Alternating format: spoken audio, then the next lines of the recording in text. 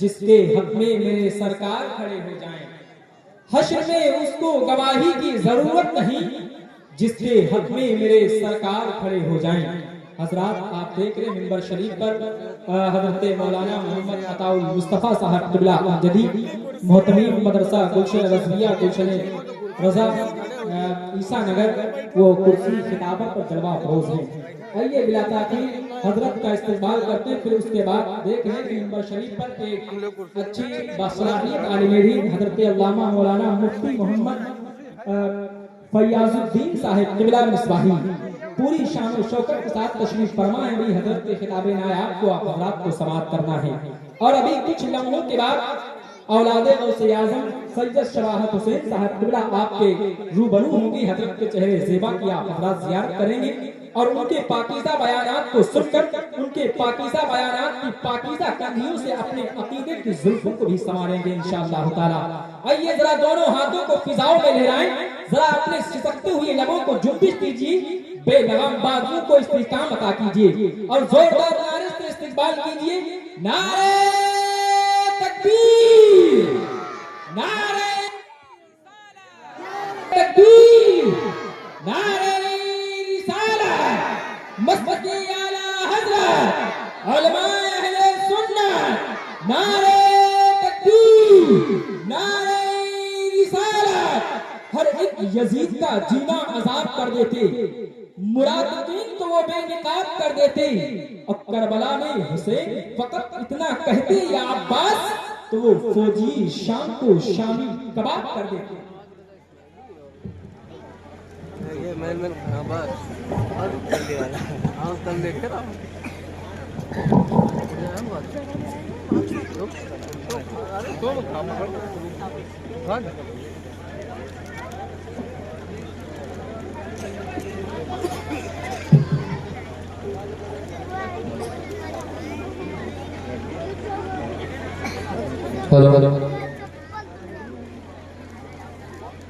ممبر رسول پر تشریف فرما معزز علماء اکرام و شورائے اعظام, سامعین بزم, پردہ نشین خواتین اسلام, میری ماں اور بہنوں, السلام علیکم ورحمۃ اللہ تعالی وبرکاتہ. وعلیکم السلام ورحمۃ اللہ وبرکاتہ. الحمد للہ رب العالمین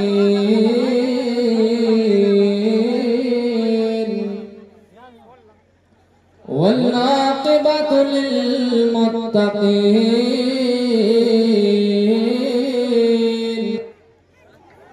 علی سید الانبیاء والمرسلین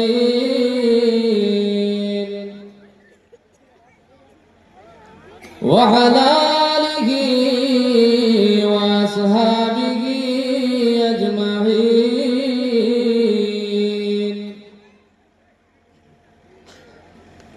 أما بعد فأعوذ بالله من الشيطان الرجيم. بسم الله الرحمن الرحيم.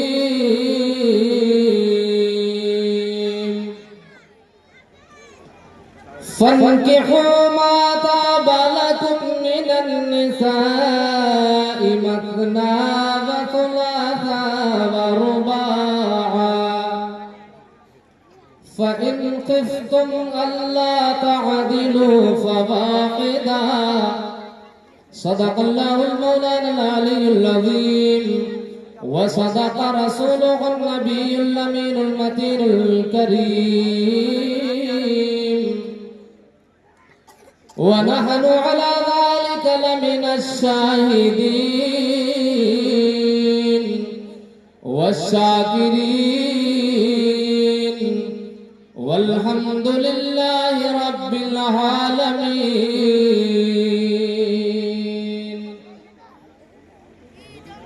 میرے ملت کے نوجوانوں, قابل قدر بزرگوں اور عزیز ساتھیوں, مجھے نکاح کے تعلق سے بولنے کے لیے کہا گیا ہے, تھوڑی دیر سماعت کر لیں. اللہ فرماتا ہے فَانْكِحُوا مَا طَابَ لَكُم مِّنَ النِّسَاءِ مَثْنَىٰ وَثُلَاثَ وَرُبَاعَ तुम निकाह करो औरतों से 2-2 करके, 3-3 करके, 4-4 करके। दो औरतों से निकाह जायज, 3 औरतों से निकाह जायज, 4 औरतों से निकाह जायज, 5 औरतों से निकाह ना जायज, 5 औरतों से निकाह ना जायज। निकाह है क्या? निकाह किसे कहते हैं? मर्द का औरत से जिमा हलाल हो जाए, ये निकाह है। और निकाह की 3 सूरतें हैं। निकाह सुन्नत है, निकाह वाजिब है, निकाह फर्ज है। माशाअल्लाह माशाअल्लाह। सुन्नत है और निकाह वाजिब है और निकाह फर्ज है। और एक सूरत ये भी है कि निकाह हराम है। जी जी जी माशाअल्लाह। निकाह सुन्नत है, निकाह वाजिब है, निकाह फर्ज है, और एक सूरत ये है निकाह हराम है। निकाह सुन्नत कब है? जब गुनाह का गालिब गुमान ना हो, ज़न्ने गालिब ना हो गुनाह का, तो निकाह सुन्नत है। और इसी सुन्नत को मेरे प्यारे आका हदीस नबी फरमाते हैं, अन्निकाहु मिन सुन्नती फमन रग़िबा अन सुन्नती फलैसा मिन्नी। मेरे आका फरमाते निकाह मेरी सुन्नत है, जो इससे रोगर्दानी करेगा वो मेरे तरीके पर ना होगा। माशाअल्लाह माशाअल्लाह। वाह वाह। जो इससे रोगर्दानी करेगा वो मेरे तरीके पर ना होगा। ये निकाह की किस्म सुन्नत है।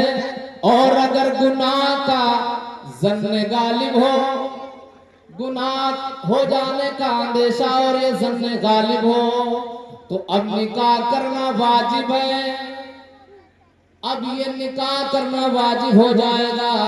और अगर ज़न्ने गालिब ना हो करके यकीन हो जाए कि अब ज़िना हो जाएगा, ज़िना वाक़ हो जाएगा यकीनी तौर पे, तो अब निकाह फर्ज है। अब क्या है? निकाह फर्ज है। ओ लोगों गौर से सुनो, निकाह कितना जरूरी है, शादी कितनी जरूरी है। औलाद के माँ बाप पर 3 हुकूक है, और तीसरा हक क्या है मेरा? जी जी माशाअल्लाह। घबराइएगा नहीं। आका फरमाते हैं, मन काना उलिदा लहू वलदुन। मेरे आका फरमाते हैं कि जिसके यहाँ बच्चा हो, फल्युहसिन इस्महु, तो सबसे पहला हक यह है कि उसका अच्छा नाम रखे। बुजुर्गाने दीन के नाम पे, औलियाए कामिलीन के नाम पे उसका नाम रखे, अंबियाए किराम के नाम पे उसका नाम रखे। और दूसरा हक ये है, आका फरमाते हैं वअद्दिबहु, और उसे तालीम व ताल्लुम से आरास्ता और पैरास्ता करे। ये दूसरा हक है माँ बाप। सुभान अल्लाह सुभान अल्लाह। वाह वाह वाह। पर दूसरा हक है। और तीसरा हक आका फरमाते हैं फ़इन बलगा फल्युज़व्विजुहु। मेरे आका फरमाते हैं कि अगर बेटा हो या बेटी हो, अगर बालिग हो गए तो उनकी शादी कर दो, उनका निकाह कर दो। सुभान अल्लाह सुभान अल्लाह। वाह वाह वाह। निकाह नहीं किए, आका फरमाते हैं आगे फ़इन बलगा वलम युज़व्विजुहु वलम युज़व्विज फ़असाब इस्मन फ़इस्मुहु अला अबीही। वो लोग गौर से सुने जो अपने बेटों और बेटियों को 30-40 साल की उम्र तक बिठाए रहते घर में, सिर्फ और सिर्फ जहेज जैसी लानत के चक्कर में। जी जी क्या जहेज मिल जाए, बेटी क्या गुल खिला रही है कोई नहीं सोच रहा है, कोई नहीं फिक्र कर रहा है। बेटा क्या गुल खिला रहा है, कौन कौन से काम कर रहा है, ہے, کس راہ پہ جا رہا ہے, بیٹی کس راستے پہ جا رہی ہے, کسی کو کوئی فکر نہیں ہے. میرے آقا فرماتے ہیں اس حال میں فَأَصَابَ اسْمًا فَإِسْمُهُ عَلَىٰ أَبِيهِ. سبحان اللہ سبحان اللہ. واہ میرے آقا فرماتے ہیں اگر بیٹا یا بیٹی بالغ ہو گئے اور نکاح نہ کیا اور اسی اثنا میں اگر انہوں نے کوئی گناہ کر دیا, ان سے کوئی گناہ ہو گیا, تو اس گناہ کا وبال ان کے ماں باپ پر بھی ہوگا, ماں باپ پر بھی ہوگا, کیونکہ ماں باپ پر یہ تیسرا حق ہے اولاد کا تیسرا حق ہے. وہ لوگوں غور کرو, یاد کرو کہ آج تم جہیز کی لعنت کے چکر میں اپنی اولاد کو بٹھائے رکھے ہو. نہ جانے کتنی بیٹیاں, عرب کا دستور یہ تھا کہ عرب کے اندر کوئی بیٹی پیدا ہوتی تھی تو اسے زندہ مار دیتے تھے, زندہ گاڑ دیتے تھے, صرف اس وجہ سے کہ عرب کے اندر داماد بنانا آر محسوس کیا جاتا تھا. لوگ اپنا کوئی داماد نہیں بنانا پسند کرتے تھے, اس لیے بچیوں کو زندہ درگور کر دیا جاتا تھا. عرب کے لوگ بلا واسطہ قتل کر رہے تھے, اور آج قوم مسلم اپنی بیٹیوں کے بالواسطہ قتل کر رہی ہے. آج قوم مسلم کی بیٹیاں کس قدر خودکشی کر رہی ہیں, جانیں گوا رہی ہیں جہاں جہیز جیسی لعنت کے لیے. او میرے ملت کے نوجوانوں ذرا ہوش میں آؤ. اللہ فرماتا ہے کہ تم عورتوں سے نکاح کرو, 2 کر کے, 3 کر کے, 4 کر کے. کچھ لوگ کہتے ہیں کہ اسلام میں تو نکاح مذاق ہے, عورتیں مذاق ہیں, عورتوں کو جس طرح چاہو استعمال کرو, ایک سے نکاح کرو, دوسرے کو چھوڑو, دوسری سے نکاح کرو, تیسرے کو چھوڑو, یہ چکر چل رہا ہے. لیکن اس آیت کے اندر ایک نقطہ پوشیدہ ہے.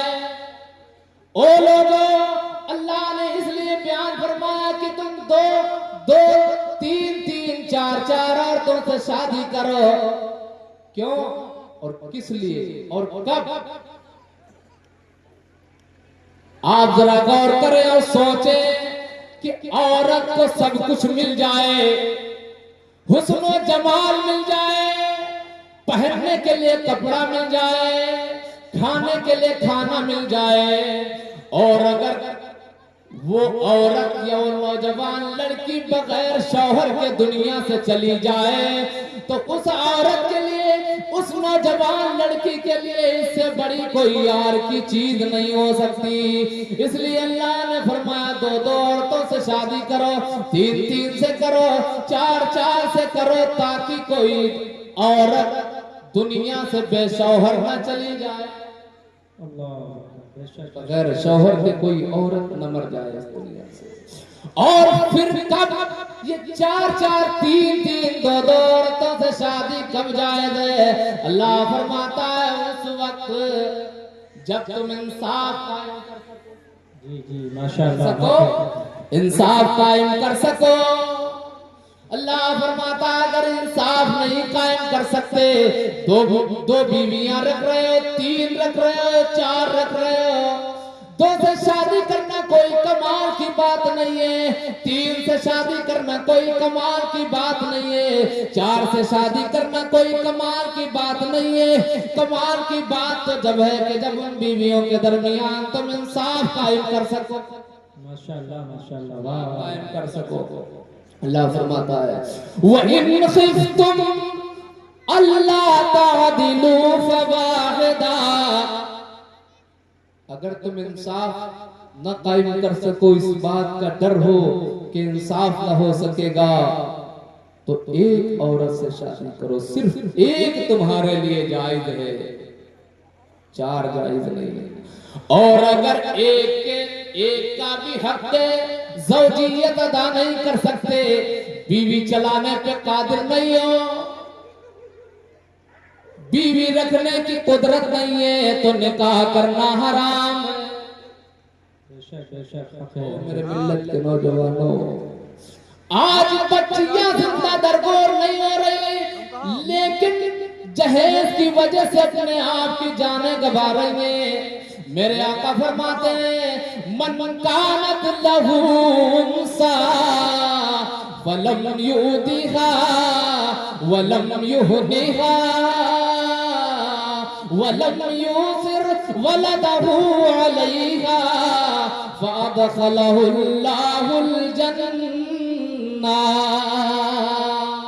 سبحان اللہ سبحان اللہ، واہ واہ میرے واہ۔ آقا فرماتے ہیں کہ جس کے گھر میں بچی پیدا ہو فلم یودیہا، تو وہ عرب کے دستور کے مطابق اپنی بچی کو زندہ درگور نہ کرے، زندہ دفن نہ کرے، زندہ نہ گاڑے قبر کے اندر۔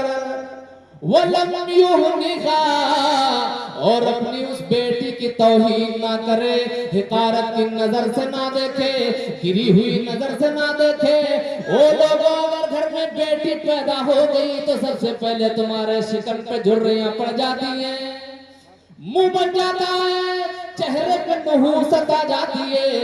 ایسا تم بچی کی ولادت کو تصور کر رہے ہو؟ میرے آقا فرماتے ہیں وَلَمْ يُهْنِهَا، اپنے بچی کی تم احانت نہ کرو، حقارت کی نظر سے مت دیکھو۔ اور آگے آقا فرماتے ہیں وَلَمْ يُؤْثِرْ وَلَدَهُ عَلَيْهَا، اور اپنی بیٹی پر اپنے بیٹے کو ترجیح نہ دو۔ بے شک بے شک، ماشاءاللہ ماشاءاللہ۔ کسی نے ایسا کر لیا کہ بچی پیدا ہوئی تو زندہ درگور نہ کیا، اور بچی کو حقارت کے نظر سے نہ دیکھا، اور اپنے بیٹے پر اپنی بیٹی کو ترجیح نہ دی، تو آقا فرماتے ہیں فَأَدْخَلَهُ اللَّهُ الْجَنَّةَ، میرے آقا فرماتے ہیں بروز قیامت اللہ اسے جنت میں داخل فرمائے۔ سبحان اللہ سبحان اللہ۔ وہ لوگوں نکاح کو آسان کرو۔ آج تو نکاح اتنا دشوار ہو گیا ہے کہ جہیز تو ہوتا ہی ہوتا ہے، جب مولوی لوگ نکاح پڑھانے چلتے ہیں تو اس قدر اس میں کثرت ہوتی ہے کہ ایک ایک ڈیڑھ ڈیڑھ گھنٹہ نکاح پڑھانے میں لگا، دعا ہو رہی تو ہو ہی رہی، حالانکہ صرف اور صرف دو چیزوں سے نکاح ہو۔ جی جی جی ماشاءاللہ۔ اور کچھ لوگ کہتے ہیں، اور خاص طور سے ہمارے سنیوں میں یہ بات زیادہ ہے کہ مولانا صاحب 5 کلمہ نہیں پڑھے نکاح ہوا نہیں۔ جب تک کہ 5 کلمہ نہیں پڑھاؤ گے تب تک کہ نکاح نہیں۔ کلمہ صرف اور صرف تجدید ایمان کے لیے پڑھایا جاتا ہے، کلمہ پڑھانا کوئی ضروری نہیں ہے۔ صرف عورت ایجاب کر دے اور لڑکا قبول کر لے نکاح۔ اے میرے ملت کے نوجوانوں، میرا یہی پیغام ہے کہ آپ نکاح کو آسان کرو۔ انشاءاللہ پھر کبھی وقت ملا تو آپ سے گفتگو ہوگی۔ یہ میرے گھر کا جلسہ ہے، کوئی ضروری نہیں کہ لمبی چوڑی تقریر ہو، لمبا خطاب ہو۔ رب قدیر سے دعا ہے کہ رب قدیر اپنے پیارے محبوب مکرم صلی اللہ علیہ وسلم کے صدقے و توسل سے جو کچھ بھی اس میں غلطیاں خامیاں ہوئی ہوں انہیں معاف فرمائے۔ استغفر اللہ ربی من کل ذنب واتوب الیہ، وآخر دعوانا ان الحمدللہ رب العالمین۔ السلام علیکم ورحمۃ اللہ تعالی وبرکاتہ۔